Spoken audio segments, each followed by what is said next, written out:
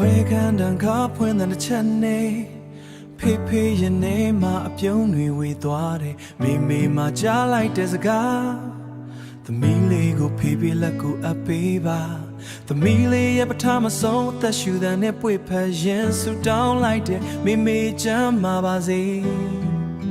သမီးလေးအိမ်ချူကျော်မိုးရင်တွေကြားတဲ့ကထွက်လာတဲ့လာမင်းလေးလိုငါတို့ဘဝတွေကိုသမီးလေးရောက်လာတဲ့ငါအသက်ရှူတိုင်းမှာအတိတ်ပဲတွေဖြည့်လာသမီးလေးရဲ့ပြုံးတဲ့အားလုံးပြောင်းလဲသွားသမီးငိုတန်လေးတောင်နားထဲမှာ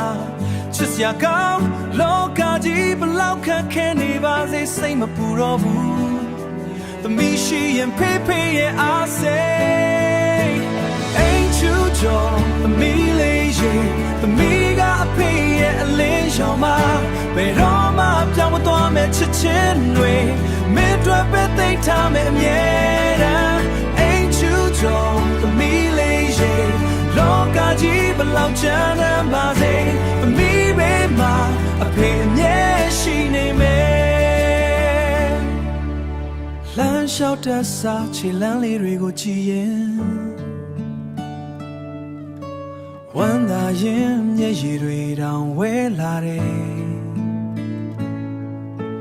ဖေးဖေးမေမေမပြီးတပြီးတန်လေးနားထဲမှာဆွဲထင်နေ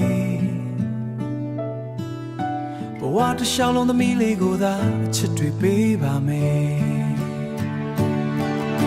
တနေ့နေ့သမီးလေးပြန်တန်းတဲ့ခါအိမ်မက်တွေကိုလက်ထဲစုပ်ကိုင်ထားဘယ်လောက်မြင်မြင်ပြန်တန်းလိုက်စမ်းပါ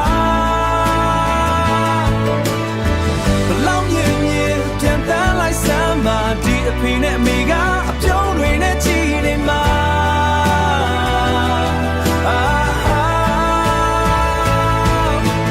အိမ်ချူကျော်သမီးလေးရဲ့အဖေနဲ့အမေရဲ့နှလုံးသားဟာအချိန်တွေဘယ်လိုပဲပြောင်းလဲသွားပါစေဒီချစ်ချင်းတွေမပြောင်းလဲဘူးရုံပါ